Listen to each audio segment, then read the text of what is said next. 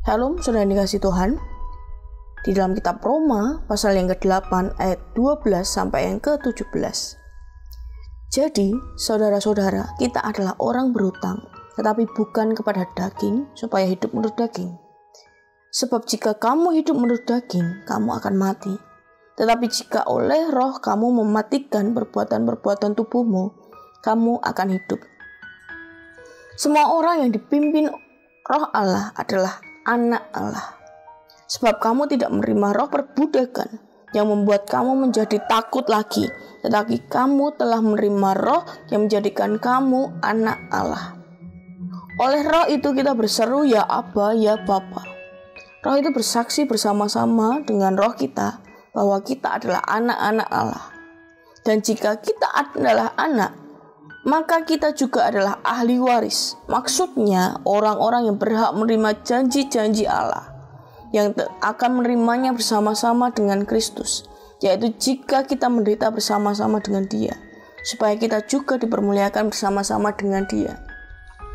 Saudara yang dikasihi Tuhan, di dalam ayat-ayat ini dikatakan bahwa semua orang yang dipimpin roh Allah adalah anak Allah.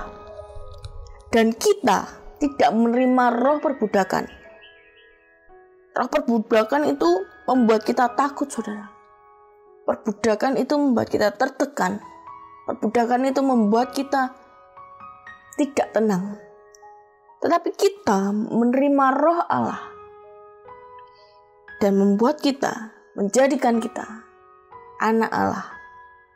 Dan oleh roh itu kita berseru, ya Aba, ya Bapa.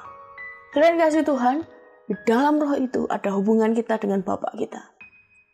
Dan ketika kita dipimpin oleh roh Allah, maka kehidupan kita seharusnya seperti anak-anak Allah dan tidak hidup menurut daging lagi. Hidup kita dipimpin oleh Roh Kudus. Hidup kita dipimpin oleh roh Allah yang ada bersama dengan kehidupan kita. Selain dikasih Tuhan, antara anak dan budak itu jauh berbeda. Kalau budak itu hanya mendapatkan upah, tetapi anak itu adalah ahli waris. Kita mendapatkan warisan kalau kita anak-anak Allah. Maka hari ini pastikan hidup kita dipimpin oleh roh Allah.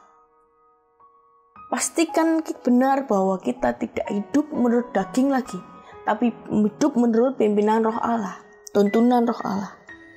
Maka kita akan menjadi ahli waris, yang maksudnya adalah menerima janji-janji Allah bersama dengan Kristus Yesus. Apakah kita tidak mau menjadi ahli waris dan kita hanya menjadi budak?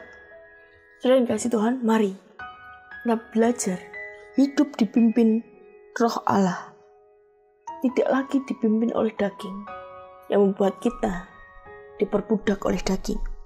Tapi satu hal, dengan roh Allah kita menjadi ahli waris karena kita adalah anak. Budak hanya akan mendapatkan upah, tetapi anak akan mendapatkan warisan.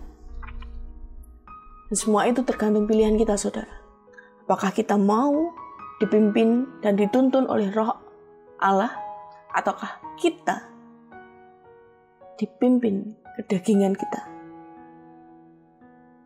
Semua itu pilihan kita.